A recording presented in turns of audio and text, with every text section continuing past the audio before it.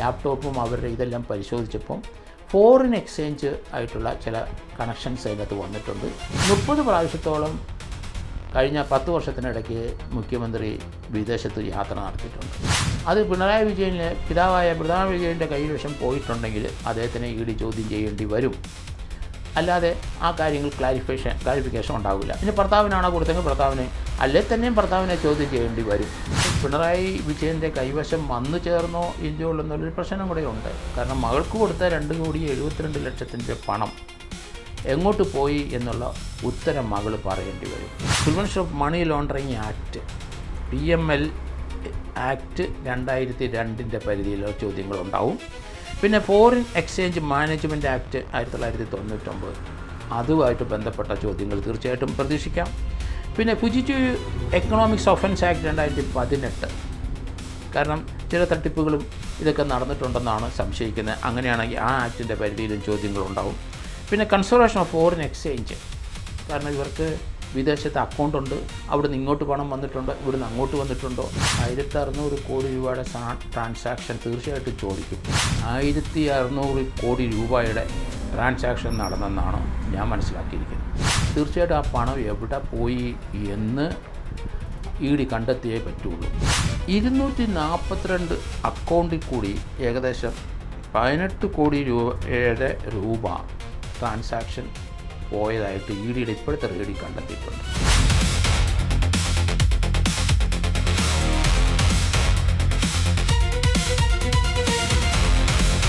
കേരളത്തിലെ ന്യൂസ് റൂമുകൾ ഇന്ന് ഏറ്റവും ഗൗരവത്തോടെ ചർച്ച ചെയ്തുകൊണ്ടിരിക്കുന്ന വിഷയം മുൻ മുഖ്യമന്ത്രി പിണറായി വിജയന്റെ മകൾ വീണ വിജയൻ അഴിക്കുള്ളിലേക്കോ എന്നുള്ളതാണ്. രാഷ്ട്രീയ കേരളം കഴിഞ്ഞ കുറേ നാളായി ഈ വിഷയം ഇഴകീറി പരിശോധിക്കുകയാണ്. രാഷ്ട്രീയ ആരോപണ പ്രത്യാരോപണങ്ങൾക്കും അപ്പുറം കൃത്യമായി ഈ മേഖലയെ അടുത്തറിയുന്ന വിദഗ്ധർ ചിലതൊക്കെ വെട്ടിത്തുറന്ന് പറയുകയാണ്. മംഗളം ടിവിയോടൊപ്പം ഇപ്പോൾ ഇതുമായി ബന്ധപ്പെട്ട് വർഷങ്ങളായി കൃത്യമായി വിശകലനം നടത്തുന്ന retired SP Shri George Joseph ചേരുകയാണ്. അദ്ദേഹം പറഞ്ഞ ചില വാക്കുകൾ കൂടി തുടക്കത്തിൽ പ്രേക്ഷകരുമായി പങ്കുവെക്കുന്നു. ഇല്ലാത്ത സേവനത്തിനാണ് വീണയ്ക്ക് മാസപ്പടി എന്നുള്ളതാണ് ഏറ്റവും വലിയ ഗുരുതരമായ ആരോപണം. അവിടെ ഈ സേവനം ഇല്ലാതെ സ്നേഹത്തിൻ്റെ പുറത്തോ സൗജന്യമായി ഒരാളുടെ അക്കൗണ്ടിലേക്ക് കൃത്യമായി ഓരോ മാസം പണമിട്ടാൽ അത് കുറ്റമല്ല. പക്ഷേ അത് ആ അക്കൗണ്ടിൽ നിന്നും ഉത്തരവാദിത്തപ്പെട്ട സ്ഥാനത്തിരിക്കുന്ന ഒരാളുടെ അക്കൗണ്ടിലേക്ക് കൈമാറ്റം ചെയ്യപ്പെട്ടാൽ അത് ഗുരുതരമായ കുറ്റകൃത്യമായി മാറും. അതായത് വീണ വിജയൻ ആ പണം പിണറായി വിജയനോ ഭർത്താവായ മുഹമ്മദ് റിയാസിനോ ഒരുപക്ഷെ കൊടുത്തുവെങ്കിൽ അവിടെ കാര്യങ്ങൾ മാറിമറിയും. ജോർജ് ജോസഫിന് പറയാനുള്ളത് എന്താണ്? മംഗളം ടിവിയോട് അദ്ദേഹം എക്സ്ക്ലൂസീവായി ചിലതൊക്കെ പറഞ്ഞിട്ടുണ്ട്. മനസ്സ് തുറക്കുന്നു, നമുക്ക് കേൾക്കാം. ഇത് മൊത്തമായിട്ട് കരിമണൽ കർത്തായുടെ 2019 മുതൽ 2023 വരെ 1,600 കോടി രൂപയുടെ ട്രാൻസാക്ഷൻ നടന്നെന്നാണ് ഞാൻ മനസ്സിലാക്കിയിരിക്കുന്നത്. അപ്പോൾ 2019 ഗവൺമെൻറ് ഓഫ് ഇന്ത്യ കരിമണൽ അത് ഇനി അവിടുന്ന് കടത്താൻ കഴിയില്ല എന്ന് പറഞ്ഞു അത് പ്രോഹിബിറ്റ് ചെയ്തതാണ്. പക്ഷേ ഗവൺമെൻറ് അത് വകവെക്കാതെ വീണ്ടും കരിമണൽ കടത്താനായിട്ട് അനുവാദം കൊടുത്തു. അങ്ങനെ 2023 വരെ കർത്ത കരിമണൽ ഇവിടുന്ന് കടത്തിക്കൊണ്ടിരുന്നു. ആ പീരീഡിൽ 1,600 കോടി രൂപയുടെ കരിമണൽ ഇവിടുന്ന് കടത്തിയെന്നാണ് കണ്ടെത്തിയിരിക്കുന്നത്. അപ്പോൾ അത് തീർച്ചയായിട്ടും ആ പണം എവിടെ പോയി എന്ന് ഇഡി കണ്ടെത്തിയേ പറ്റുള്ളൂ. അതുതന്നെയല്ല, ഇവിടെ തൈക്കണ്ടി അല്ലെങ്കിൽ വീണ തൈക്കണ്ടിയുടെ അവർക്ക് എക്സാലോജിക്കിൽ 1,72,00,000 രൂപ ആദ്യം കിട്ടിയിട്ടുണ്ട്. പിന്നീട് 2,78,00,000 രൂപയുടെ ഇടപാട് നടന്നതായിട്ടാണ് മനസ്സിലാകുന്നത്. അത് തന്നെയല്ല, ഈ 242 അക്കൗണ്ടിൽ കൂടി ഏകദേശം 18 കോടി രൂപയുടെ ട്രാൻസാക്ഷൻ പോയതായിട്ട് ഇഡിയുടെ ഇപ്പോഴത്തെ റെയ്ഡിൽ കണ്ടെത്തിയിട്ടുണ്ട്. അപ്പോൾ ശശിധരൻ കർത്തയുടെ മകന് അയാളുടെ സ്ഥാപനമുണ്ട്, ശരൺ എസ് കർത്ത, പിന്നെ അവിടുത്തെ chief finance officer KS Suresh Kumar, ഇവരെല്ലാം, പിന്നെ സീനിയർ മാനേജറുണ്ട് NC ചന്ദ്രശേഖരൻ, ഇവരെല്ലാം സമൻസ് അയച്ചിട്ടുണ്ട്. അപ്പോൾ എനിക്ക് തോന്നുന്നത് 1,600 കോടി രൂപയുടെ ട്രാൻസാക്ഷൻ തീർച്ചയായിട്ടും ചോദിക്കും. ഈ പണം എങ്ങോട്ട് പോയി? ഇന്ത്യയിൽ നിന്ന് വിദേശത്തേക്ക് പോയിരിക്കാനാണ് സാധ്യത. ഈ പണം ഇവിടെ ആർക്കൊക്കെ കൊടുത്തു? അതിൻ്റെ ഒപ്പം തന്നെ ഈ പണം മറ്റ് ഗവൺമെൻറ്റിൻ്റെ, പ്രത്യേകിച്ച് പിണറായി വിജയൻ്റെ കൈവശം വന്നു ചേർന്നോ ഇല്ലയോ എന്നുള്ളൊരു പ്രശ്നം കൂടെ ഉണ്ട്. കാരണം മകൾക്ക് കൊടുത്ത 2,72,00,000 പണം എങ്ങോട്ട് പോയി എന്നുള്ള ഉത്തരം മകൾ പറയേണ്ടി വരും. അതിനാണ് അവർ ആദ്യത്തെ നോട്ടീസ് കൈപ്പറ്റിയിട്ട് സുഖമില്ല എന്ന് പറഞ്ഞ് രണ്ടാമത്തെ നോട്ടീസ് കഴിയുമ്പം എന്നെപ്പോലുള്ളവർ പറഞ്ഞ്, കാരണം രണ്ടാമത്തെ നോട്ടീസ് കൈപ്പറ്റി ഇനി അതിൽ നിന്ന് ഒഴിവാകുന്നത് നല്ലതല്ല. കാരണം മൊഴി കൊടുക്കുക, തൃപ്തിപ്പെടുക, പ്രോസിക്യൂട്ട് ചെയ്യുന്നെങ്കിൽ ആ രീതി വരട്ടെ. അല്ലെങ്കിൽ ഇവരെ അറസ്റ്റ് ചെയ്ത് ഡീറ്റെയിൻ ചെയ്ത് റിമാൻഡ് ചെയ്ത ശേഷം പിന്നീട് അവരെ കസ്റ്റഡി വാങ്ങിച്ച് ചോദ്യം ചെയ്യലേക്കൊന്നും പോകണ്ട. അതുകൊണ്ട് അവരുടെ മുമ്പിൽ ഹാജരാകുക. അതിനുശേഷം അവരെ അറസ്റ്റ് ചെയ്യാനുള്ള നീക്കം വല്ലതും ഉണ്ടെങ്കിൽ അത് ഉടനെ ഉണ്ടാവില്ല. അത് ഇന്ന് ചോദ്യം ചെയ്ത് ചിലപ്പോൾ നാളെ കൂടെ ചോദ്യം ചെയ്ത് തുടരാം. അതിനുശേഷം അവർക്ക് വീണ്ടും നോട്ടീസ് കൊടുക്കും. ഇവരെ ചോദ്യം ചെയ്ത ശേഷം വീണ്ടും കരിമണൽ കർത്തയെ ചോദ്യം ചെയ്യും. കരിമണൽ കർത്തയുടെ മകനെയും ഭാര്യയെയും മകളെയും ചോദ്യം ചെയ്ത് കഴിഞ്ഞു. എംപവർ ഇന്ത്യയുടെ അവരുടെ ലിമിറ്റഡ് കമ്പനിയിൽ നിന്ന് 50 ലക്ഷം രൂപ ലോൺ കൊടുത്തിട്ടുണ്ട് ആ പെൺകുട്ടിക്ക്. അപ്പോൾ ആ പണത്തിൻ്റെ കണക്കുകളും വേണ്ടി വരും. അപ്പോൾ ഇത് മൊത്തം നോക്കിയപ്പോൾ 2,78,00,000 കണക്ക് ആ കുട്ടികൾ പറയണം. ആ പണം ആർക്ക് കൊടുത്തു, പിതാവിന് കൊടുത്തോ അല്ലെങ്കിൽ ഭർത്താവിന് കൊടുത്തോ, ഈ വിവരങ്ങൾ തീർച്ചയായിട്ടും അവർ ഉത്തരം പറയേണ്ടി വരും. കാരണം അവർക്ക് ഇതിന് തൃപ്തികരമായ ഒരു മറുപടി കൊടുക്കാനായിട്ട് കഴിഞ്ഞിട്ടില്ല എന്നാണ് ഞാൻ മനസ്സിലാക്കുന്നത്. കാരണം അവർ കഴിഞ്ഞ മാസം 27-ാം തീയതി പിണറായി വിജയൻ്റെ വാടക വീട്ടിൽ വെച്ച് അവരെ ചോദ്യം ചെയ്തിരുന്നു. ആ ചോദ്യം ചെയ്തതിൽ അവർക്ക് തൃപ്തികരമായ ഒരു ഉത്തരവൊന്നും കൊടുക്കാൻ പറ്റിയിട്ടില്ല. അത് ഇനിയും കഴിയില്ല എന്നാണ് ഞാൻ കരുതുന്നത്. അങ്ങനെയാണെങ്കിൽ ഈ പണം എങ്ങോട്ട് പോയി, അത് പിണറായി വിജയൻ്റെ കൈവശം പോയിട്ടുണ്ടെങ്കിൽ അദ്ദേഹത്തിനെ ഇടി ചോദ്യം ചെയ്യേണ്ടി വരും. അല്ലാതെ ആ കാര്യങ്ങൾ ക്ലാരിഫിക്കേഷൻ ഉണ്ടാവില്ല. ഇനി ഭർത്താവിനാണോ കൊടുത്തെങ്കിൽ ഭർത്താവിനെ, അല്ലേ തന്നെയും ഭർത്താവിനെ ചോദ്യം ചെയ്യേണ്ടി വരും. കാരണം അദ്ദേഹത്തിൻ്റെ വീടൊക്കെ റെയ്ഡ് ചെയ്തിട്ടുണ്ട്. അപ്പോൾ ആ വിവരങ്ങൾ അവിടെ നിന്ന് എന്ത് കിട്ടിയെന്ന് നമുക്കറിയില്ല.